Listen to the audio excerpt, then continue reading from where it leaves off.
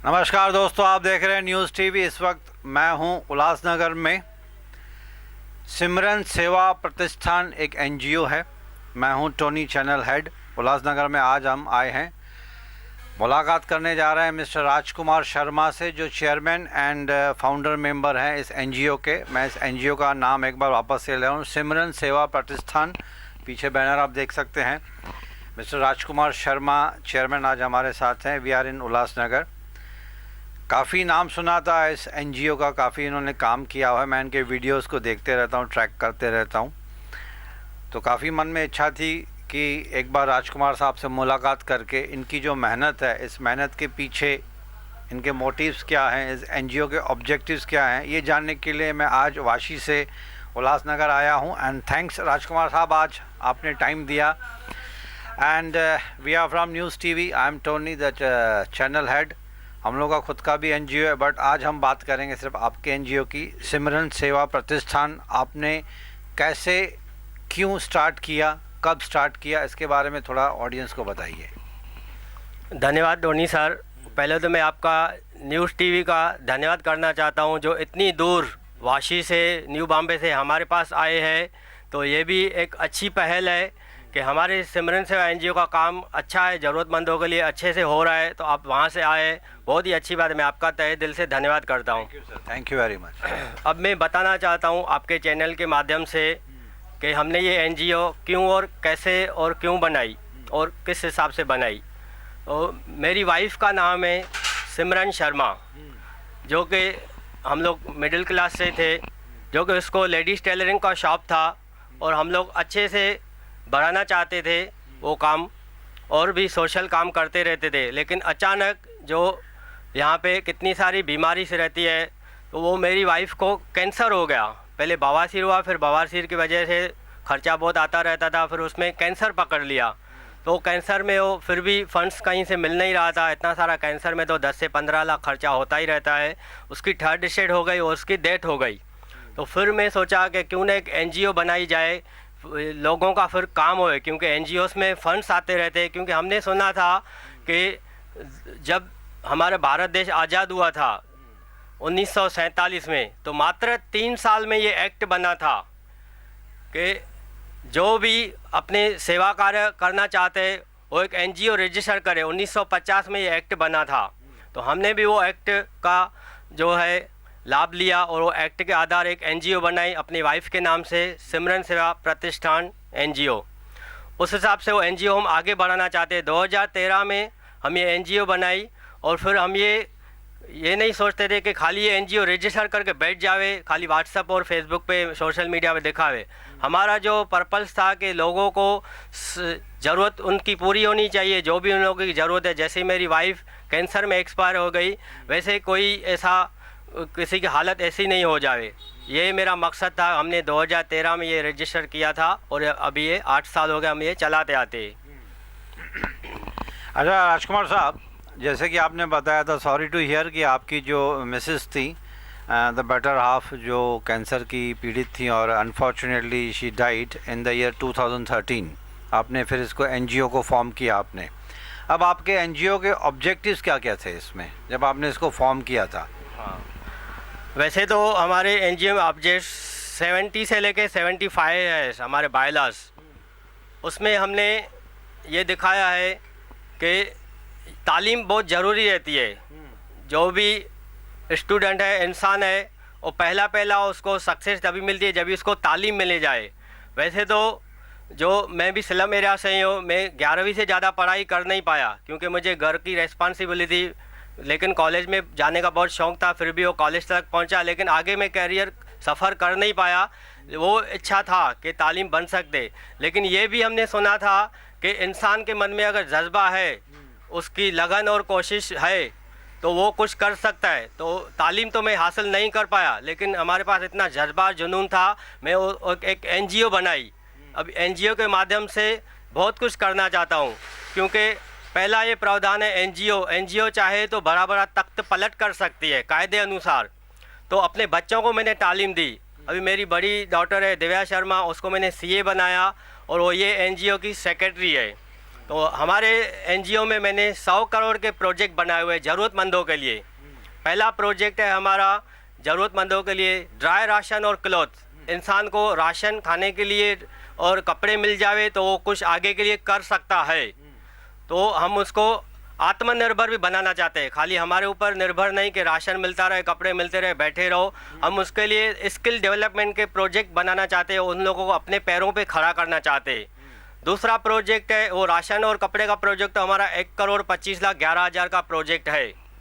दूसरा प्रोजेक्ट है हमारा अपंगों का, जो अपंग इंसान है वो कुछ कर नहीं पाते, कमा नहीं सकते, तो हम लोग उन लोगों के लिए कुछ ना कुछ ऐसा बेसिक नीड्स पूरी करके फिर उन लोगों को भी छोटे छोटे प्रोजेक्ट दिखाएंगे स्किल के, और अपने पैरों पे खड़ा करना चाहते हैं। वो हमारा 2.5 से 3 करोड़ का प्रोजेक्ट है। मतलब सेल्फ एम्प्लॉयमेंट, आगे चल के उनको किसी के सामने हाथ नहीं फैलाना पड़े। लेकिन आपने ये गवर्नमेंट ऑफ इंडिया को या महाराष्ट्र गवर्नमेंट को आपने अपने प्रोजेक्ट्स जो हैं वो पुटअप किए हैं? हाँ, मैं वर्बली ऐसा गया था चैरिटी कमिश्नर के पास। जब मैंने 1 साल हुआ था मेरी एनजीओ को, 1-1.5 साल, तो मैंने चैरिटी कमिश्नर से बात की थी कि हमें खाली रजिस्टर नहीं करना है, कि जैसा मेरी घरवाली तड़प तड़प के एक्सपायर हो गई वैसे फंड्स हमारी एनजीओ को कैसा आएगा तो ताकि मैं लोगों की सेवा कर सकूं। तो चैरिटी कमिश्नर ने बोला 3-4 साल सेवा कीजिए, रिटर्न फाइल बनाइए, उसके बाद आपको 12A ATG मिलेगा। ATG के तहत फिर आपको डोनेशंस आएंगे, क्योंकि 50% एग्जेम्पटेशन मिलते हैं व्यापारी लोग को। तो हमारे पास वैसे ही 3-4 साल के बाद ATG सर्टिफिकेट आ गया और हमें डोनेशन थोड़ा बहुत आने लगा। लेकिन हमारा जो मिशन है मेन, कि 1950 में जो एक्ट बना था तो एनजीओस कुछ कर पावे ज़रूरतमंदों के लिए, जहाँ पे बड़े बड़े नेता लोग नहीं पहुँच सकते हैं, क्योंकि नेता लोग अपने अपने एरियाओं में वो लोग को जवाबदारी मिली रहती है और अपने अपने एरिया में काम करते रहते, बिजी रहते। ठीक है, ये भी अच्छी बात है। लेकिन एनजीओ को इसीलिए लाया कि जहाँ पे नेता नहीं पहुँच सकते लोग, वहाँ पे एनजीओ जाके पहुँचेंगे। उसका हमने एक प्रूफ दिया है। रिसेंटली जो 2 साल से कोरोना का पीरियड आ रहा था, तो पहले एनजीओस ही मैदान में आई थी, बाद में सरकार आई। तो पहले एनजीओस ने सेवा कार्य किया, करते गए, उसके बाद सरकार आई, ठीक है, और फिर हम लोगों ने ये प्रूफ दिखाया। हम ये कहना चाहते हैं कि एनजीओ तो बना, ये एक्ट बना है, लेकिन उसके लिए जो रिजर्व ग्रांट है, हर राज्य सरकार में जो ग्रांट है, केंद्र सरकार के पास जो रिजर्व ग्रांट पड़े हुए हैं, तो एनजीओस को मिलना चाहिए। नहीं तो ऐसा ही छोटे ही काम करते रहेंगे, 70-80 साल 90 साल उम्र हो जाएगी, फिर हम लोग ऊपर चले जाएंगे। वैसा नहीं होना चाहिए। तो जो ग्रांट रिजर्व पड़े, बशर्ते आप एनजीओस को देखो, यहाँ पे हमारे खासी उल्लासनगर में 360 या 720 एनजीओस है।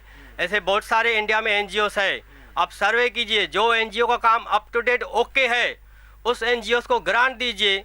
हमारी सिमरन सेवा एनजीओ को 25 से 30 सर्टिफिकेट्स है। यहाँ से थाना जिले से हमें मिला हुआ है, केंद्र सरकार ने हमें दिया हुआ है, राज्य सरकार ने हमें दिया हुआ है, महाराष्ट्र सरकार ने दिया हुआ है। तो ऐसे 1 या 2 नहीं, 25 से 30 सर्टिफिकेट है हमारे पास। और हमारी एनजीओ ड्यू डिलिजेंट एनजीओ है, जो कि कायदे कानून ने अप टू डेट ओके। हमारी एनजीओ को कमिश्नर ने, पुलिस कमिश्नर ने वेरीफाई किया है, उसको सर्टिफिकेट किया है, सर्टिफाइड एनजीओ है, अप टू डेट ओके है। हमारी एनजीओ ISO सर्टिफाइड एनजीओ है। ये जो भी सर्टिफिकेट है ऐसे ही नहीं मिलते कि एनजीओ आया 10-12 हज़ार खर्चा किया मिल गया, वैसे नहीं। हमारे उल्लासनगर में तो बहुत सारे लोग माहिती डालते रहते, RTI डालते रहते, तो कितनी भी RTI डालो, सिमरन सेवा एनजीओ में सब काम अप टू डेट ओके ही मिलेगा। कि ISO सर्टिफाइड एनजीओ कैसे है, क्यों मिला, हमारे पास सब प्रावधान है। ड्यू डिलिजेंट एनजीओ कायदे कानून में अप टू डेट ओके। हमारी एनजीओ को जो है ATG सर्टिफिकेट है, टैक्स बेनिफिट वाला, 12AA और ATG, ऐसे करके 25 से 30 सर्टिफिकेट है। हमने FCRA डाला हुआ है, मिनिस्ट्री ऑफ होम अफेयर से, क्योंकि हमारे पास 100 करोड़ के प्रोजेक्ट है। वो प्रोजेक्ट पूरा कैसा हुआ, वो जो ज़रूरतमंदों के लिए है, हम कैसा पूरा करेंगे। तो जो कंपनियों को एक्ट मिला हुआ है, CSR किसी एनजीओ को देना चाहिए 2%, तो वो कंपनी तो हमें थोड़ा बहुत देते रहते हैं, हमारे पास वो है। लेकिन हमें फॉरेन करेंसी परमिशन चाहिए। सरकार ने 2010 में ये एक्ट निकाला हुआ है कि जैसे फॉरेन करेंसी डोनेशन चाहिए, वो मिनिस्ट्री ऑफ होम अफेयर से परमिशन ले सकते। तो हमने भी 1.5 साल से मिनिस्ट्री ऑफ होम अफेयर्स में ऑनलाइन परमिशन ली हुई है। हमारे पास सर्टिफिकेट भी आ गया। यहाँ पे ऑफिसर लोग भी आए हैं थाना से और दिल्ली से, सर्वे करके गए, 5-5, 6-6 घंटा यहाँ पे सर्वे किए और 3-3, 4-4 बार यहाँ पे आके ओके करके गए है। उसकी रिपोर्ट भी मिनिस्ट्री ऑफ होम अफेयर्स में गई है कि ये NGO up to date okay है। वहाँ पे रजिस्ट्रेशन सर्टिफिकेट भी हमें आ गया है, रजिस्ट्रेशन एफसीआर का नंबर मिल गया हमें, 14 अंकियों का मिल गया है। उसके बाद परमिशन भी मिल गई कि आप एसबीआई में फॉरेन करेंसी के लिए अकाउंट ओपन कीजिए, मेरे पास आया है। तो हमने एसबीआई में अकाउंट भी ओपन किया। ये सब खाने की बात नहीं है। अकाउंट ओपन करने के लिए 4 से 6 महीना पापड़ बेलने पड़ते, ये दिखाओ वो दिखाओ वो दिखाओ। सरकार के जितने भी प्रावधान है, जितने भी रूल्स रेगुलेशन है, सिमरन सेवा एनजीओ ने दावे से पूरा किया है, फिर भी उसका एफसीआर रोका गया है, उसे ग्रांट नहीं मिल रहा है। ये एक्ट फिर क्यों निकाला एनजीओस के लिए? बस बदले में आप 1-1 रुपए का हिसाब लो, हम हिसाब देने के लिए तैयार है। सरकार भी जो नगर सेवकों को या एमएलए को या मिनिस्टरों को जो फंड्स देती है ज़रूरतमंदों के लिए, तो बदले में 1-1 रुपये का हिसाब लेती है, हमसे भी हिसाब लेवे। तो उन लोगों का जो भी ये प्रावधान रहता है, जो भी फंड्स देते हैं जल्दी पास होता है, एनजीओ का फंड्स पास क्यों नहीं होता है? आप हिसाब लो हम लोगों से, हम हिसाब देने के लिए तैयार है। हमारे पास 100 करोड़ के प्रोजेक्ट है। पहला प्रोजेक्ट हमारा ड्राई राशन और क्लॉथ का प्रोजेक्ट है, जो कि 1,25,11,000 का है। दूसरा प्रोजेक्ट है हमारा अपंगों के लिए। अपंग लोग जब भी हम बचपन से देख रहे भीख मांगते रहते, ये नौबत क्यों आनी चाहिए? जबकि अभी जीआर भी निकला है कि अपंगों के लिए 5% खर्चा करो। हमारी महानगर पालिका में 250 से 300-400 करोड़ का जो खर्चा आता है, आय आती रहती है।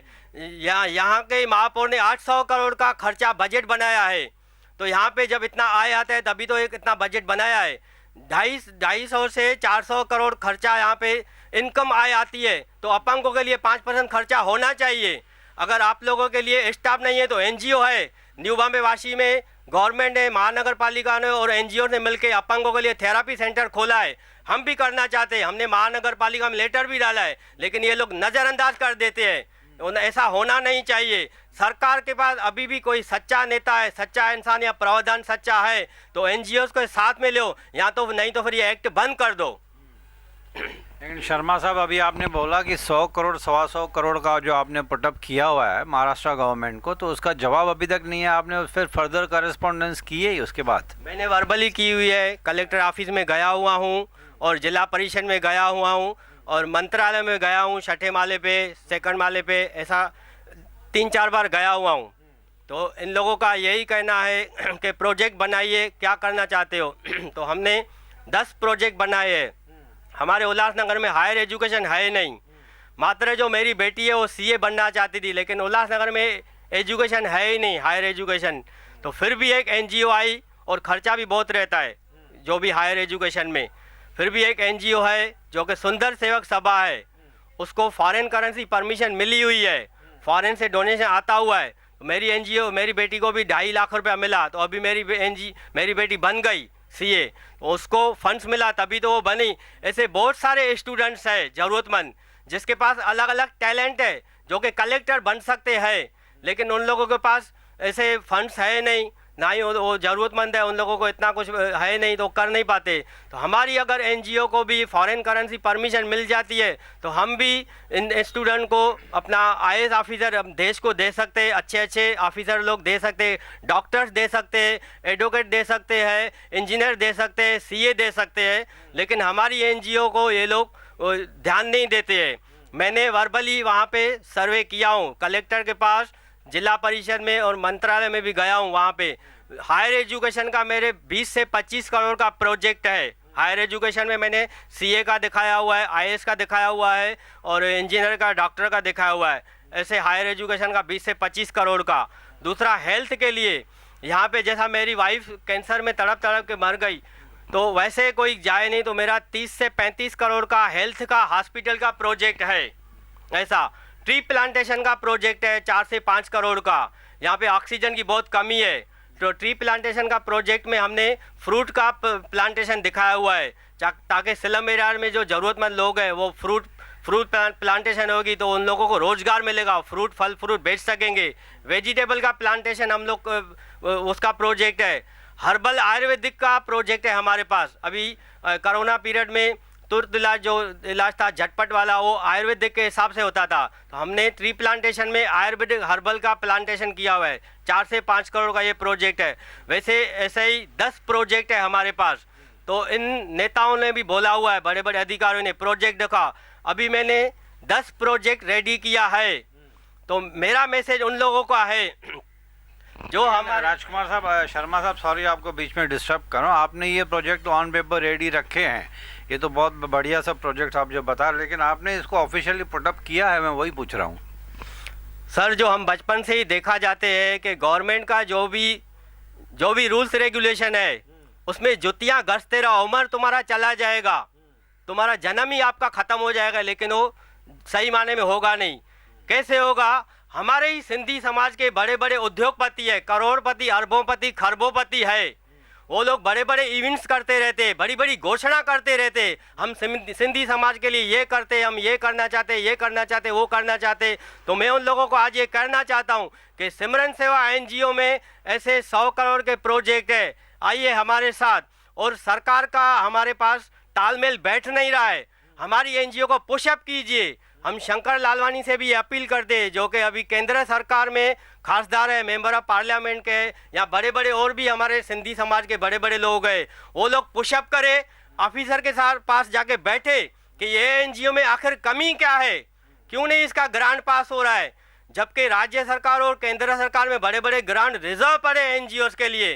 तो हमारी एनजीओ में सब प्रावधान ओके है, हम तो वहाँ पे जाते रहते सरकार के पास, लेकिन वही कहा जाता है अगले महीने आओ, अगले महीने आओ, ये ऑफिसर छुट्टी पे, वो ऑफिसर छुट्टी पे होती है। जबकि उन लोगों का चपरासी हमें कहते या दूसरे छोटे छोटे क्लार्क बोलते रहते।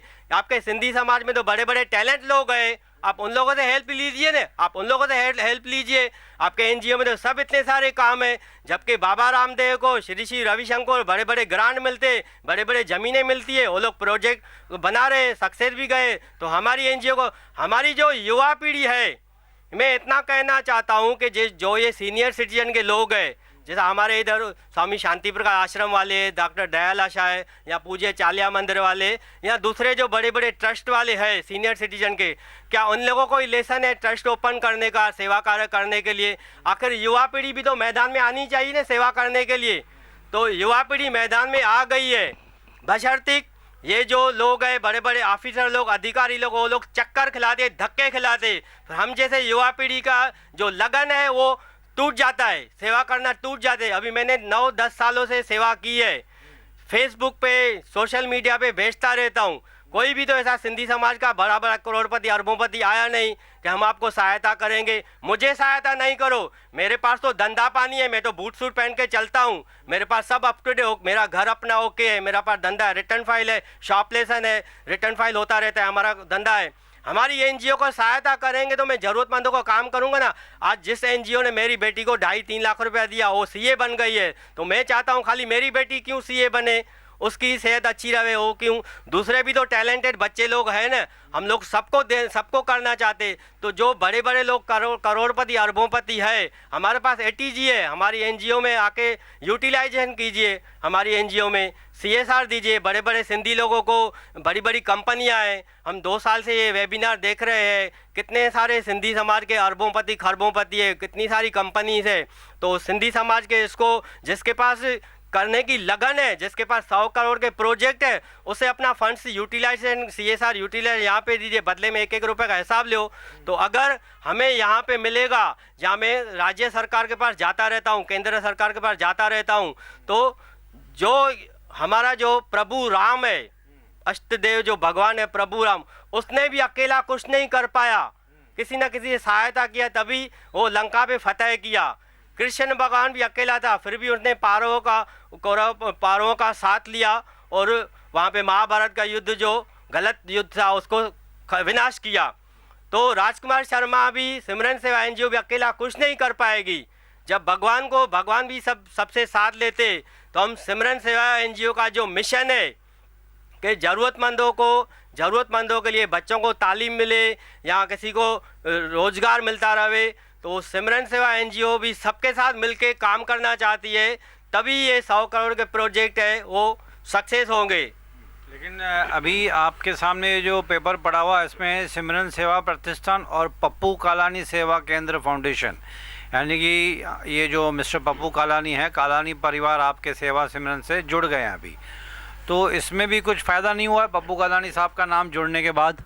हमारा जो मिशन था कि because he is a well known personality in Ulhasnagar. Sir उसका मैं बता रहा हूँ, जो हमने स्कूल से ही सुना हुआ था कि एक अकेला थक जाएगा मिलकर हाथ बढ़ाओ। तो हमने सोचा सबके साथ, चैरिटी कमिश्नर ने बोला कोलैबोरेशन करके सेवा कीजिए, सबका साथ लीजिए तो आसानी होगी।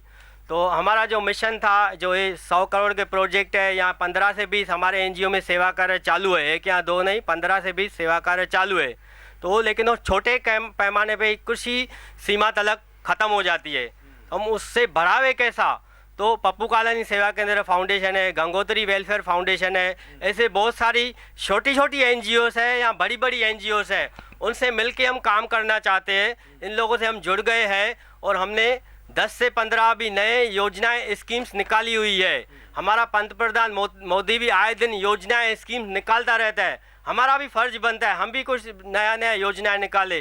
तो पहले मैंने तो जब 8 साल पहले जो ये खोली थी अपनी एनजीओ, तो 1.5 साल के बाद ही 10 से 15 सेवा कार्य मैंने चालू किया, जो अब तक चल रही है। अभी रिसेंटली मैंने 10 से 15 जो है 12 से 15 योजनाएं चालू की है। उसमें से 7 योजनाएं हैं स्टूडेंट्स की, 4 से 5 योजनाएं हैं महिलाओं के लिए और युवा पीढ़ी के लिए योजनाएं हैं। ऐसे योजनाएं करना चाहता हूं। तो पप्पू कालानी से भी मैं मिला हुआ हूं, लेकिन वही बात आ जाती है, इन लोगों को बहुत अपने सारे काम रहते हैं, अपने काम में अपनी एरिया को डेवलप करने में लगे हुए रहते।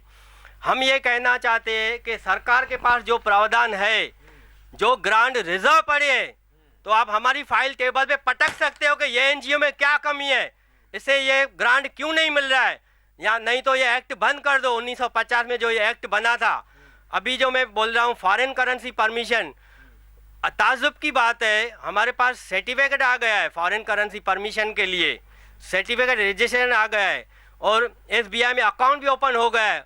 उसके बाद भी हमें रोका क्यों गया है? तो हमारे जो बड़े बड़े नेता लोग हैं, गणमान्य व्यक्ति है, बड़े बड़े लोग हैं, वो लोग मिनिस्ट्री ऑफ होम अफेयर में बात करें ना कि आपने जो ये 2010 में एक्ट बनाया है, तो सिमरन सेवा एनजीओ के क्यों नहीं दे रहे हो परमिशन? लेकिन शर्मा साहब, आपने जो बताया कि आपके जो प्रोजेक्ट्स अटके हुए हैं या फिर ठीक तरह से रेस्पॉन्ड नहीं किया जा रहा है, आप जूतियां घसा रहे हैं, आप मंत्रालय में गए, आप कॉम्पिटेंट अथॉरिटीज से मिले, ये तो आपने वर्बल किया। अभी लालवानी साहब का नाम आपने लिया, शंकर लालवानी साहब, तो उनको आपने अपनी ये प्रॉब्लम बताई कि वहाँ से ग्रांट सेंक्शन नहीं हो रहा है। आपका एनजीओ, हालांकि आपने बोला ड्यू डिलिजेंस सर्टिफिकेट मिले हुए हैं, approximately 20 to 30 certificates you have already achieved and obtained from the concern departments, right? सब कुछ है आपके पास। एक एनजीओ चलाने के लिए एक नीट एंड क्लीन एनजीओ का सर्टिफिकेट है आपके पास, पुलिस का सर्टिफिकेट है। इसके बावजूद भी ग्रांट्स, जो रिक्वायर्ड ग्रांट्स आपको मिलनी चाहिए, नहीं मिली हैं, इसके लिए आपका गुस्सा जायज़ है। लेकिन have you ever told mister Shankar Lalwani, the respected MP from Indore, कि क्या प्रॉब्लम है, वो ऊपर से फाइंड आउट करें या इस मैटर को पुशअप करवाएं अंदर से लीगल वे में? शंकर लालवानी तलक ये बात मैं वहाँ तक जाने के लिए आपसे मिला हुआ हूँ, आपके चैनल के माध्यम से। मैं इतना हर्ट हूँ, इतना दुखी हूँ। आप परमिशन देंगे तो हम शंकर लालवानी से बात करें? हाँ, वही तो करना चाहता हूँ। एक राजकुमार अकेला किधर किधर जाएगा? इधर बड़ा धनी है, इधर बड़ा उद्योगपति है, उधर जाओ उधर जाओ उधर जाओ, तो एक अकेला थक जाएगा। तो हम जो कहना चाहते हैं कि हमारी एनजीओ से जुड़ के, और ये भी प्रावधान है कि अगर आपके थ्रू, किसी के थ्रू भी हमारी एनजीओ के पास फंड्स आ जाता है, समझो 1 करोड़ या 5 लाख आ गया, तो एक एनजीओ दूसरी एनजीओ को दे सकती है। मैं वादा करता हूँ बाय लाइव, अगर आप किसी के भी थ्रू हमारी एनजीओ को कुछ भी फंड्स आया, तो आपसे भी मैं बदले में रिक्वायरमेंट लेटर लूँगा और आपको भी मैं 50% डोनेशन दूँगा। ये भी एक वादा है। तो सिमरन सेवा एनजीओ में अप टू डेट काम ओके है, हमारी एनजीओ हर काम के लिए ओके है। आप हमारी एनजीओ के लिए सरकार से अपील करें, हमारी एनजीओ को अगर ग्रांट मिल गया तो हम आपको भी 50% ग्रांट देंगे, रिक्वायरमेंट लेटर लेंगे और यूटिलाइजेशन लेटर लेंगे बाद में। लेकिन अभी जो आपने कहा था कि इतने सारे बड़े बड़े जो उद्योगपति हैं जो सिंधी समाज के हैं, they belong to Sindhi community, तो उनसे डायरेक्टली आपकी 1:1 बात हुई है सर? उसके लिए सोशल मीडिया प्लेटफॉर्म अभी मैदान में आ गया है, सोशल मीडिया अभी आ गया है। सोशल मीडिया में मैं बार बार अपनी छोटी एक्टिविटी करता हूं, तो मैं सोशल मीडिया में डालता रहता हूं। वो तो मैं देखता हूँ आपकी एक्टिविटीज है। तो इन लोगों को सबको, जो शंकर लालवानी है या जो भी बड़े बड़े नेता लोग हैं, यहाँ सिंधी समाज के जो हितैषी बोलते हैं कि सिंधी समाज के हितैषी है, बड़े बड़े लोग हैं, मैं उन लोगों को हाथ जोड़ के बोलता हूँ, सोशल मीडिया के जरिए मैंने सबको भेजा हुआ है 100 करोड़ के प्रोजेक्ट, 100 करोड़ के प्रोजेक्ट बरोबर मैंने